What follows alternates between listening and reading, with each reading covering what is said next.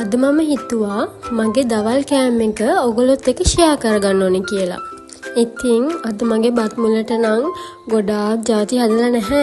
ಜಾති 3යි හදලා තියෙන්නේ. ඒත් එක පපඩනුත් තියෙනවා.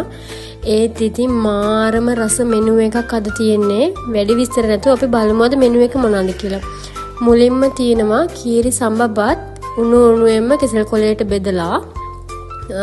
ඒක දැන් මම මේ ලස්සනට පිළිවෙලට හදා ගන්නවා. බත් පාර්සලේ ඔතා ගන්න පුළුවන් විදියට හදාගෙන ඊළඟට තියෙනවා රසට සැරට බොරේට හදාගත්ත මීට් බෝල්ස් කරි එකක්.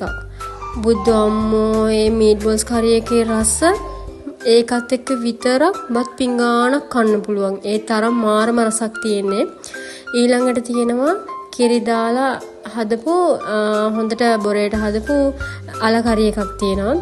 ඒකත් හරිම රසයි පාන් කන්න මාරම රස අලහොද්දක් ඒක හරිම රස අපේ බබාලා දෙන්න මාරම ආසයි අලහොදි කන්න ඒ නිසා නිතරම වගේ අපේ ගෙදර අලහොදි හැදෙනවා ඊළඟට තියෙනවා තක්කාලි ලුණු උඹලකඩ එහෙම යහමින් දාලා දෙහි එහෙම දාලා හදපු රසම රස ගොටුකොළ සම්බෝලයක් ඔන්න ඔය තුන තමයි අද අපේ ගෙදර දවල් කෑමට තිබ්බේ සහ පපඩම් තියෙනවා පපඩම් බත් එකට ඔතන්න බෑනේ ඉතින් අද මගේ බත් මුලේ තියෙන්නේ ඔය තුන තමයි.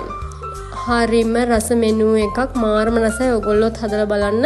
ඉතින් අදට ගිහින් එන්නම් ආයෙත් දවසක රසම රස බත් එකකින් ඔයගොල්ලෝ හම්බෙන්න එන්නම් මම. මගේ channel එක subscribe කරලා තියාගන්න. Thank you.